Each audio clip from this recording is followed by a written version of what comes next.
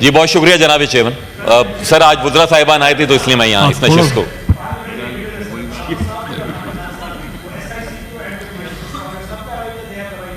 نہیں دوں گا. میں نے کون سا روکا ہے جناب چیئرمین. سر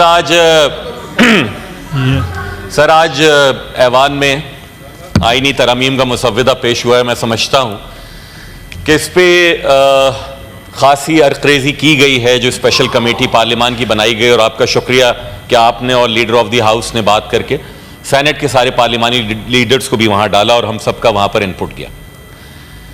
سر بات یہ ہے کہ میرے جو فاضل دوست ہیں انہوں نے یہ والی بات کی کہ تاثر یہ بنا ہے, ہمارے میڈیا کے دوست بھی یہاں بیٹھے ہیں, باہر پوچھ رہے ہوتے ہیں اس میں عوام کی بہتری کے لیے کیا ہے, اور یقیناً ہمیں یہ بتانا چاہیے کہ جناب اگر عدالت اپنا کام فعال طریقے سے کرے تو یہ عوام کی بہتری کے لیے ہی ہونا چاہیے.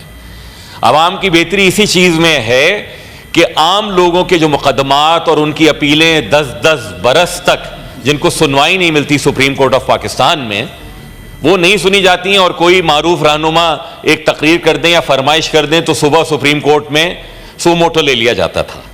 اس لیے اگر آپ یہاں پر آئینی بینچوں کی تشکیل کرتے ہیں, اس لیے اگر آپ یہاں پر ججز کی ذمہ داری لگاتے ہیں کہ اب آئینی مقدمات دیکھیں گے اور بقیہ جوڈیشری عام لوگوں کے مسائل دیکھے گی, تو یہ عوام کی فلاح ہے, یہ عوام کی بہتری کے لیے ہیں. یقیناً اور بھی جو دیگر اس میں آرٹیکلز میں ہم امینڈمنٹ کر رہے ہیں. علی ظفر صاحب نے کمال کیا کہ یہ کہہ دیا کہ لوگوں نے پڑھا بھی نہیں ہوگا. سر ہم آپ کے ساتھ ہی اس کمیٹی میں تھے, سب نے پڑھا ہے میرے خیال میں.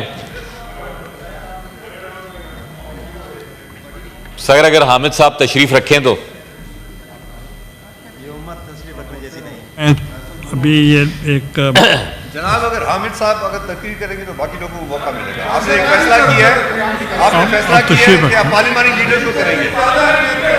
یہ شخص جو سے یہاں پارلیمنٹ کے خلاف اس سے باتیں کرتا ہے. جناب if you can please sir if you can please direct the house, تھوڑا سا آرڈر میں اگر آ جائے تو میں گفتگو کر لوں.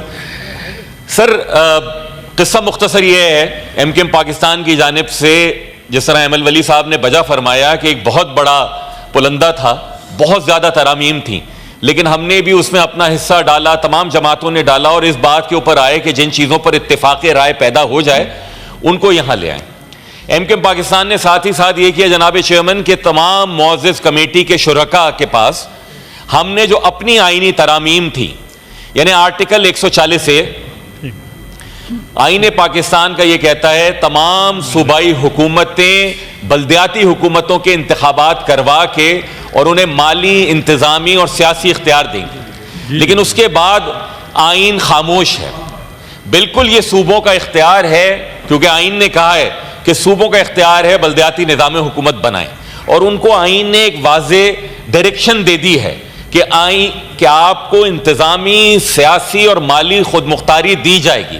لیکن بدقسمتی کے ساتھ کسی بھی صوبے میں جو بلدیاتی حکومتوں کا قانون لاگو ہے انہیں وہ اختیارات نہیں دیے گئے. پریامبل میں لکھ دیا, statement of objectives and reasons میں لکھ دیا, لیکن نیچے سارا کا سارا جنرل ضیاء کے زمانے کا بلدیاتی نظام قانون چل رہا ہے.